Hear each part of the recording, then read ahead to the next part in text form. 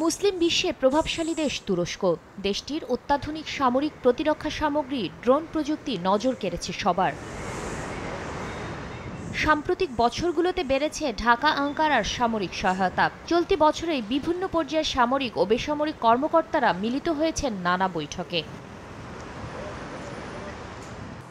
মঙ্গলবার সকালে রাজধানীর রাষ্ট্রীয় অতিথি ভবন পদ্মায় বসে বাংলাদেশ তুরস্ক চতুর্থ ফরেন অফিস কনসালটেশন বা এফওসি। আঙ্কারার পক্ষে নেতৃত্ব দেন ঢাকা সফররত দেশটির উপ পররাষ্ট্রমন্ত্রী বেরিক একেনচি। ৫ বছর পর অনুষ্ঠিত দাপ্তরিক বৈঠকে ঢাকার পক্ষে নেতৃত্ব দেন পররাষ্ট্র সচিব আসাদ আলম সিয়াম। দুদেশের পররাষ্ট্র মন্ত্রণালয়ের কর্মকর্তারা এতে অংশ নেন।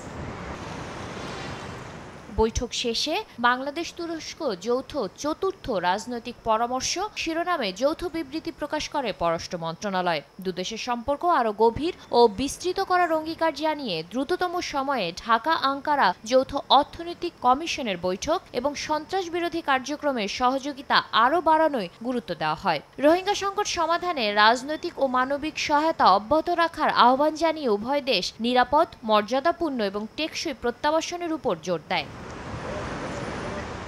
গণতন্ত্র, মানবাধিকার এবং সুশাসন প্রতিষ্ঠায় সহযোগিতার জন্য অন্তর্বর্তী সরকারের প্রতি তুরস্ক আবারও সমর্থন জানায় বিবৃতিতে। পরের এফওসি আঙ্কারায় অনুষ্ঠিত হবে বলেও উল্লেখ করা হয়।